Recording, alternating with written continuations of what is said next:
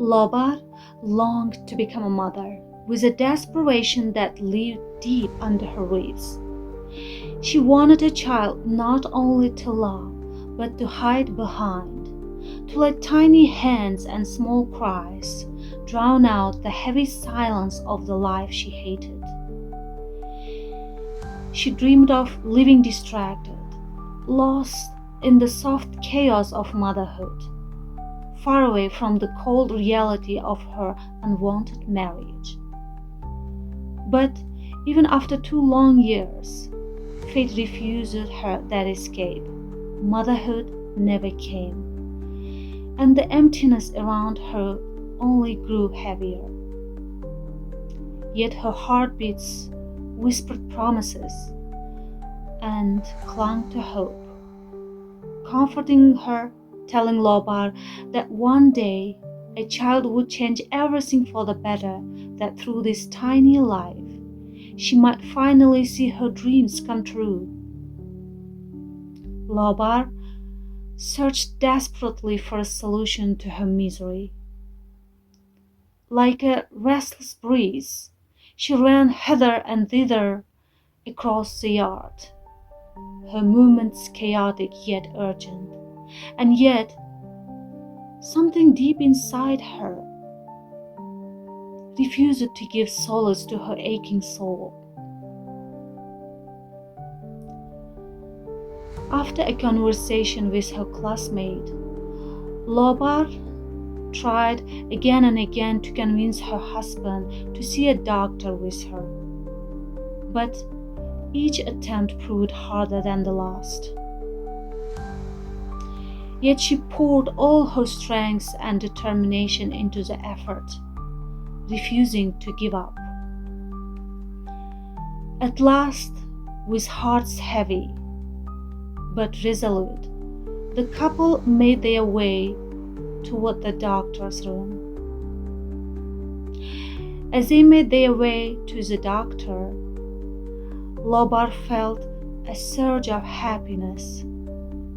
At first, everything seemed to be going swimmingly, and hope fluttered in her chest. But that fragile hope shattered when the doctor revealed the truth. They would not be able to have a child without undergoing proper treatment from specialized doctors.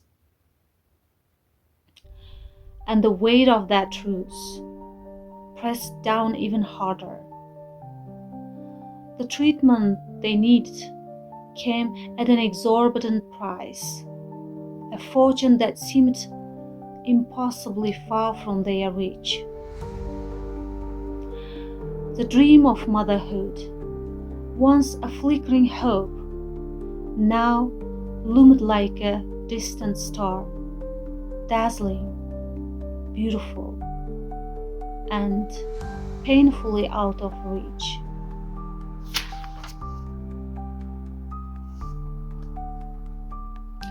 But neither Lobar nor her husband possessed such money. He stood defeated, his eyes hollow with hopelessness, as if the dream had slipped from his hands before he ever had the chance to hold it. And Lobar, she felt herself drowning slowly in a despair that wrapped itself around her ribs and tightened with every breath. She had no job, he had no savings. The world felt unbearably heavy, a place where dreams cost far more than they could ever earn. How could they ever gather such a fortune? How could they ever cradle a child of their own? These questions haunted Lobar like persistent ghosts, following her into every corner of her home, whispering in the darkness. When the night fell quiet, they pressed against her mind, circled her heart, and stole the gentle peace she once believed she deserved. The path to their solution and that fragile hope that began to shimmer in their heart will unfold in this chapter.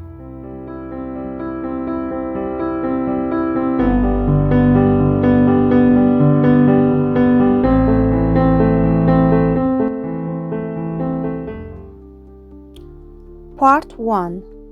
The woman's stake in a gamble.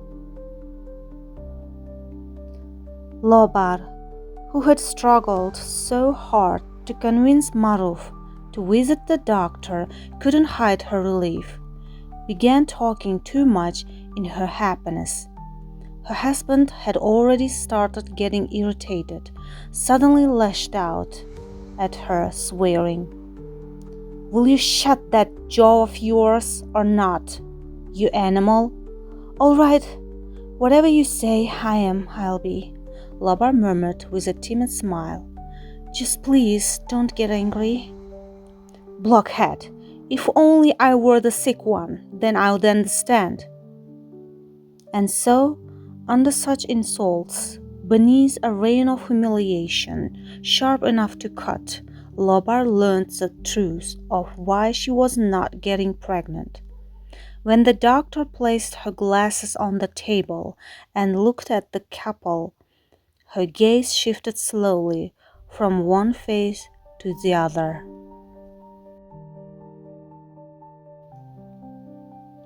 "Marrying such close relatives," she began, "could have led to far worse consequences than this. But thank God, there is still hope for you to have a child. What I mean is, treatment is possible. It's not hopeless. But it will require time and quite a lot of money." Zalola said that Lobar's words tangled in her mouth as she couldn't find the proper way to go on. She wanted to say, "Zalola is my close friend. Could you treat us for a little less?" The lady doctor read everything in her eyes before she could speak. "My dear, I don't need your money. The payments go toward the medicines, the equipment, the procedures themselves. Nothing more." Then she smirked slightly. "But nothing more still comes to 1,000 or 2,000 in dollars. The medications for you will be specially brought from France." "There is no trick in this, is there?" Maruf asked suspiciously, his lips twisting. "We are not just letting our money drain from our pockets for nothing, are we?"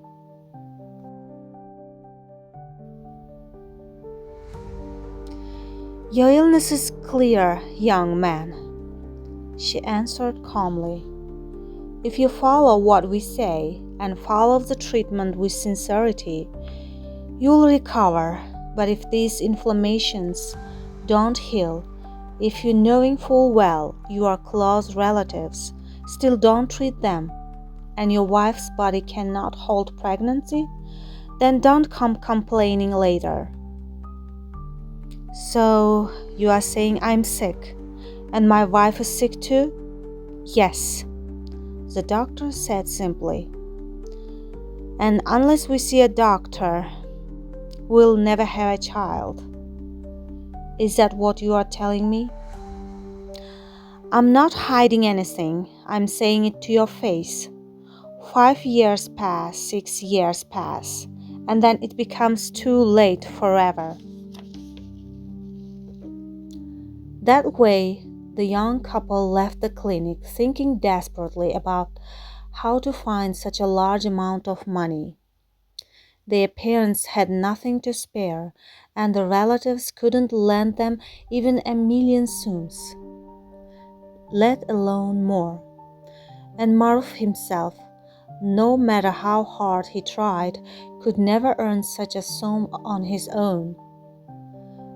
With each passing day, The doctor's words echoed in their minds like a grim prophecy. Worry and despair wrapped around them like iron chains. One evening, when Maruf came home drunk again, a single thought flickered in Lobar's mind, like a spark in darkness. "Are we just going to live like this forever?" she asked, gathering every bit of courage she had. "I know one way to earn money. We don't need much, just enough for the travel fare. Let's go to Russia. They say there are many jobs there that pay in dollars. We can do any work, no matter how hard or dirty. If we each earn even 300 or 400 a month, we can save the full amount the doctor asked for in less than a year." Maruf slowly lifted his head.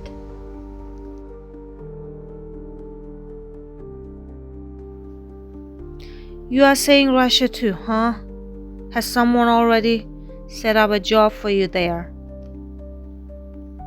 "My friend is planning to go with her husband. They'll work at a supermarket," she said. "I don't mind even if they give me a janitor's job. My friend's husband has been to Moscow many times before. He has lots of connections." Maruf fell into thought. He lit a cigarette and exhaled with a long, satisfied breath. "There is sense in what you are saying," he admitted at last.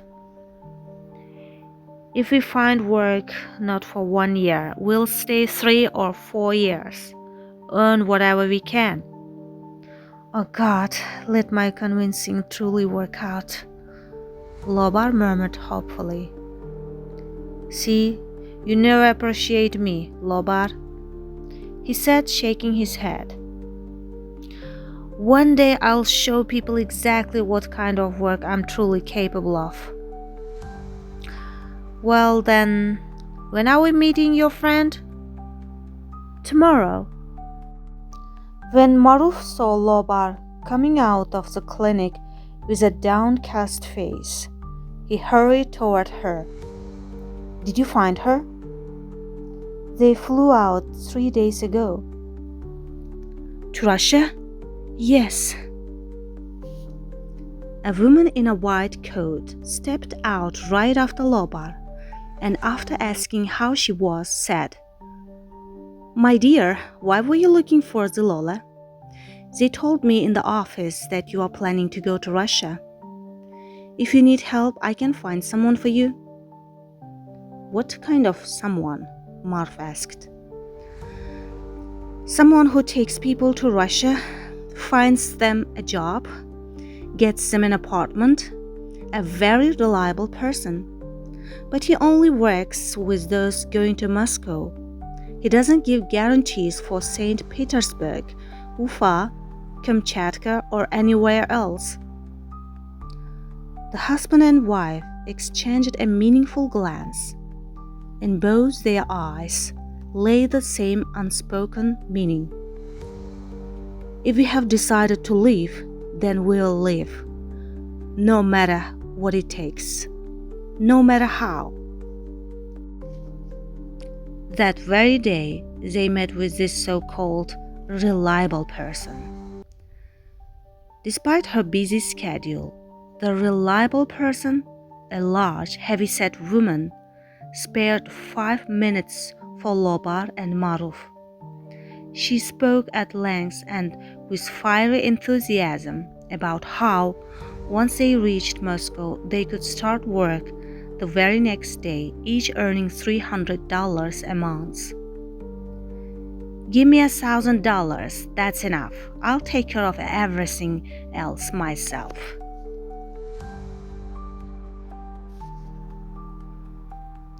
"We don't have that kind of money," Maruf said quietly. "Hey man, I'm only asking for the travel money," the woman snapped. Is it even possible to go there for free? At that moment, a man of great height, serious and reserved, his gold teeth glinting, emerged from the neighboring room with deliberate, unhurried steps. "Listen here, buddy," he said to Maruf. "By any chance, don't you play cards?" "I don't understand," Maruf shrugged. The heavy-set woman burst into loud, booming laughter, so loud she even slapped Maruf on the shoulder. "Cards? He's talking about ordinary card games. Have you ever played?" "My husband doesn't do such things," Lobar answered quickly on her husband's behalf. "I have played," Maruf said suddenly. "But I don't anymore. I quit a long time ago." "It won't work, young man. It simply won't," said the man with gold teeth, sinking slowly into the chair and crossing his legs. After that, the businesslike woman dismissed them with a wave. "Come back when you have found the money." That evening, Marv's father spoke first. "Whether you go to Russia or somewhere else, I don't care," he said coldly. "But don't you dare ask me for money. Earn it yourself. I worked when it was time to work. I've been to Moscow, to Leningrad." His mother sat nearby with a sour expression, saying nothing.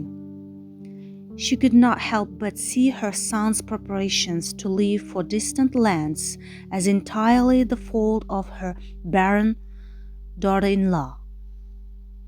"Oh, stop talking about your old days, Dad," Marv snapped. "I'll speak, I will. Because when I was your age, I never dragged myself through life in such disgrace. You whose hands cannot manage a single useful thing, dare to live for the sky. If Russia doesn't grind you into a broken slave, then may I be stripped of my own name. And now, are you planning to take your wife with you too, huh? And what is she capable of? Let me tell you, the two of you together, listen well. Even as servants, they wouldn't take you." "Your father is right," his mother added spitefully. "Whoever had the nerve to advise you to go to Russia? May their house burn. There is a main road, let them go. If it's a man, he'll survive by cleaning other people's trash. And if it's a woman, she'll get by even by selling her own body. But you, my child, feels like that was never meant for you." Lobar first turned red, then white as a wall. To keep herself from trembling, she bit her lip and stared at the floor.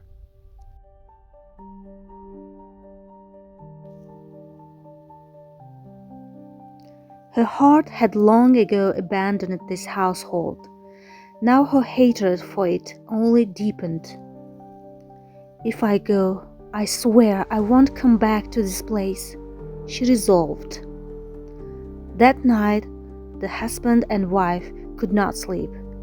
Tears welled up in Lobar's eyes again and again, while Maruf felt a strange intoxication at his father's words. Both of them suffered, each thinking, "We'll see about it later." "Lobar," Maruf said quietly, "why did that man ask me about cards?" "Maybe he sensed we have a little money and wants to win it off us," Lobar replied. "I had an idea," Maruf murmured. "We don't have enough money for the two of us. What if I took a risk and joined a gambling circle? Win or lose, whatever comes. You fool! Gambling? What gambling? Lobar exclaimed. Then tell me, what else can I do, you fool? If I play cards, I won't lose much. You will go to Russia first, Lobar suggested. Then you will send me the money. Then I'll go there too. No way. Don't even say that. Maruf protested. And who will cook for me? Who will wash my clothes? A month passed since that conversation. Lobar sold her jewelry and Maruf pawned the freezer and 2 carpets. Then, on one of those days, when they were being mocked for their misfortune, Maruf entered the house triumphantly, holding something tightly in his hands and embraced his wife. How much was short? Tell me how much? He demanded. Did you get the money? Was it 200,000 that was still not enough? Here, 300,000 soms. Maruf pulled out fistfuls of money from his clothes and scattered it over his wife. The bundles of bills tumbled like bricks of a crumbling wall, hitting Lobar's shoulders and chest and rolling beneath her feet. The husband and wife were overwhelmed with happiness.